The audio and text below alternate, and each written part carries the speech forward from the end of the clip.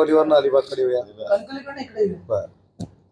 पण निलेश राणे हे आमचे शिवसेनेचे आमदार आहेत, सिंधुदुर्गचे आमचे नेते आहेत आणि त्यांनी जर अशा पद्धतीचा आक्षेप घेतला असेल तर त्याची नक्की खातरजमा करावी लागेल, त्याची चौकशी करावी लागेल आणि वस्तुस्थिती असेल तर संबंधित यंत्रणेनं निर्णय घेतला पाहिजे त्याच्यामध्ये.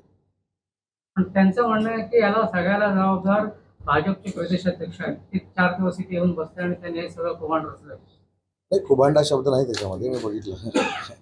कुभांड रचलं, 4 दिवस येऊन बसले, त्याच्यामध्ये त्यांनी असं सांगितलं की सन्माननीय नारायण राणे साहेब हे भाजपाचे नेते आहेत, ते केंद्रीय मंत्री होते, ते राज्याचे मुख्यमंत्री होते आणि माननीय एकनाथ शिंदे साहेबांनी आम्हाला असा आदेश दिला होता की कुठच्याही परिस्थितीमध्ये राणे साहेबांशी चर्चा करूनच सिंधुदुर्गामध्ये जी काही पक्षाची मुवमेंट असेल ती करा, राणे साहेबांचं मन दुखावेल असं काही करू नका, अशा पद्धतीची भूमिकाही एकनाथ शिंदे साहेबांनी घेतली होती. मी स्वतः राणे साहेबांना भेटलो, राणे साहेबांशी अनेक वेळा मी फोनवरनं चर्चा केली आणि राणे साहेबांनी सांगितले की आपल्याला महायुतीच करायची आहे, त्याच्यामुळे शेवटच्या क्षणापर्यंत आम्ही सगळे थांबलेलो होतो. ज्यावेळी फॉर्म भरायला भाजपाची सुरुवात झाली त्यावेळी देखील राणे साहेबांनी आम्हाला सांगितलं की मी मुंबईमधनं सिंधुदुर्गामध्ये येतो आणि माझी भूमिका स्पष्ट करतो. नंतर मी असेल, निलेश राणे असतील, दीपकभाई केसरकर असतील, हे आम्ही राणे साहेबांना भेटल्यानंतर राणे साहेबांनी सांगितलं की अशा पद्धतीनं एखादा पक्ष जर पुढे वाटचाल करत असेल तर शेवटी शिवसेना पक्षाचं देखील सिंधुदुर्गामध्ये अस्तित्व आहे, निलेशजी त्याचं नेतृत्व करतायत, तुम्ही पुढे चला. शेवटी राणे साहेबांनी सांगितल्यानंतरच आम्ही सिंधुदुर्गामध्ये पुढे गेलेलो आहोत. सावंतवाडी, कुडाळ आणि मालवण इथं आम्ही स्वबळावर शिवसेना लढते आणि शहर विकास आघाडी याचा असा प्रचंड पद्धतीनं गैरसमज केला जातो की आम्ही UBT बरोबर गेलोय, हे धादांत खोटं आहे. सगळ्या पदाधिकाऱ्यांनी सगळ्या पक्षाचे राजीनामे दिलेले आहेत.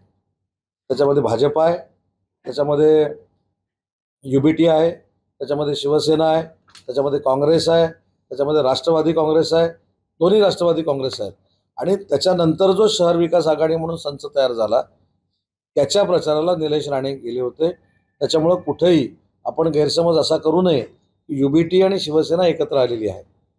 UBT बरोबर एकत्र येण्याचा प्रश्नच येत नाही, पण एखाद्या शहराच्या विकासासाठी ज्यावेळी 5-7 पक्ष स्वतःच्या पदाचे राजीनामे देऊन कार्यकर्ते एकत्र येतात तर तिथं काहीतरी घडतंय, त्याची नोंद देखील आपण घेतली पाहिजे. आमदार वैभव नाईक यांनी राज्य निवडणूक आयोगाला पत्र दिलं आहे की नितेश राणे यांना जास्तीत जास्त सुरक्षा आहे ती काढून घेण्यात यावी. त्याच्यानंतर त्यांनी खुलासा पण केला. वैभव नाईकांनी जी मागणी केलेली होती ती 8 दिवसापूर्वी केलेली मागणी होती. त्याच्यानंतर कालच त्यांनी या संपूर्ण बातमीचा खुलासा केलेला आहे, त्याचं मत त्याच्यावर त्यांनी स्पष्ट केलेलं आहे. तर रायगड जिल्ह्यात जी महायुती व्हायला अपेक्षित होती ती काही झाली नाही. शिवसेनेचे आमदार मंत्री असतील ती महायुती व्हावी यासाठी प्रयत्नशील होते, पण जिल्ह्यातल्या बहुतांश नगरपालिकांमध्ये राष्ट्रवादी काँग्रेस आणि भाजप एकत्र आलेत. शिवसेनेला कुठे विश्वासात घेतलं नाही असं शिवसेनेच्या आमदारांचं आणि मंत्र्यांचं. आज जिथं आपण पत्रकार परिषद करतोय, जिथं मी प्रचाराला आलेलो आहे तिथं भाजप आणि शिवसेना युती झालेली आहे.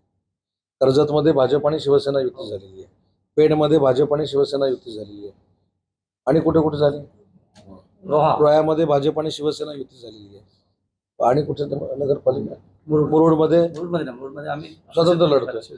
त्याच्यामुळे अनेक ठिकाणी भाजप आणि शिवसेना युती झालेली आहे. जिथं वैयक्तिक पातळीवर काही गोष्टी आहेत तिथं राष्ट्रवादी आमच्याबरोबर आली नाही, हे निश्चित सत्य आहे. परंतु जी युती झालेली आहे किंवा जिथं स्वतंत्र आम्ही उभे आहोत तिथं आम्ही जिंकणार आहोत, हे देखील सत्य आहे.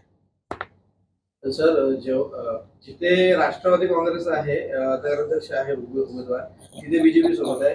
आता BJPचा जिथे नगराध्यक्ष उमेदवार ते सेना सोबत आहे, पण जिथे सेनेचा उमेदवार उभा आहे तिथे BJP सोबत नाही. माननीय एकनाथ शिंदे साहेबांचं नेतृत्व हे संघर्षातनं निर्माण झालेलं नेतृत्व आहे. तसं आम्ही देखील संघर्ष करणार आहोत. जिथं जिथं आम्ही ज्यांना कमिटमेंट केलेली आहे तिथं तिथं आम्ही त्यांच्या सोबत आहोत. जिथं आमच्यावर कोणी नाही तिथं आम्ही जनतेशी कमिटेड आहोत, आम्ही 100% जिंकणार आहोत. धरण शहापूरच्या बाबतीत काय निर्णय झाला?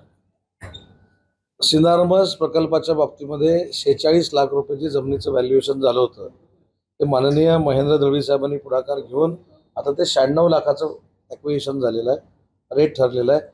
अनेक शेतकरी याच्यामधनं चांगल्या पद्धतीनं आर्थिक त्यांचं सक्षमता होईल. काही लोक विरोधात आहेत, त्यांच्याशी आम्ही चर्चा करू.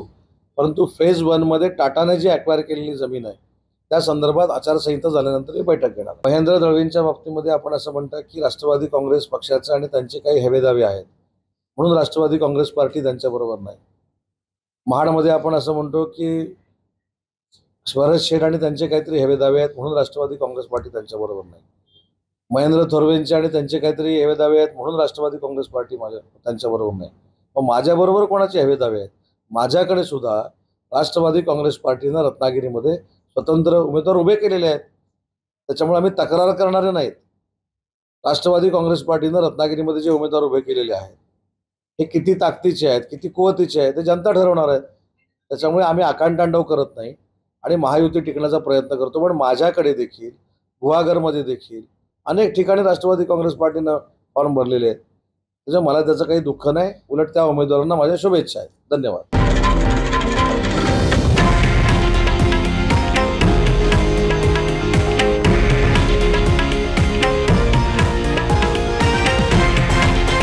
हे आहे देशातील नंबर 1 न्यूज नेटवर्क आणि आपण पाहत आहात TV9 मराठी, एकमेव.